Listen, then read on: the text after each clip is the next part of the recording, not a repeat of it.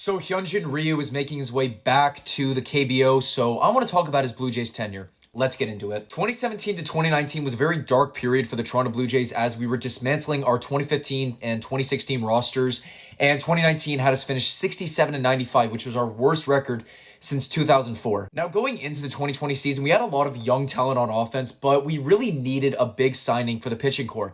And out came Hyun Jin Ryu as we signed him to a 4-year, $80 million deal. The signing of Ryu acted as the Blue Jays turning over a new leaf as we were building our way to becoming a contender. Obviously, the 2020 season was shortened due to COVID. However, in that season, Hyun Jin Ryu finished third in Cy Young voting and had a fantastic season, minus game 2 of the wildcard round against Tampa. In 2021, Hyun Jin Ryu got the nod to be the opening day starter, and he was fine throughout most of the season.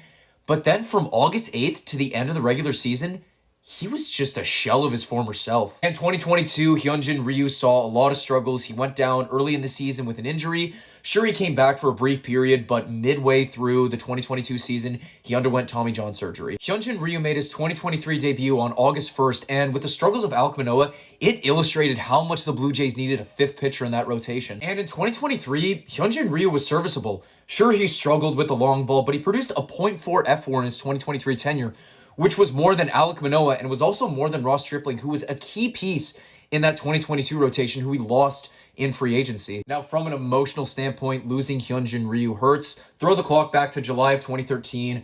My grandfather and I go see a Blue Jays versus Dodgers game in Toronto, and on the mound for the Dodgers that day was Hyun Jin Ryu. And when Ryu was announced that game, there was an uproar of applause from the first base side.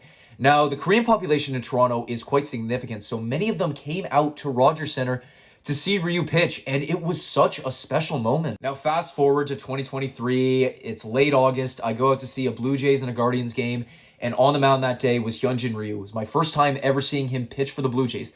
It was a 10-year difference between when I first saw him as a Dodger and when I first saw him as a Blue Jay. And sure, Ryu's tenure had many moments of triumph and defeat, but ultimately the signing of Hyun Jin Ryu acted as a new spark for the franchise, so tip my cap out to Hyun Jin Ryu.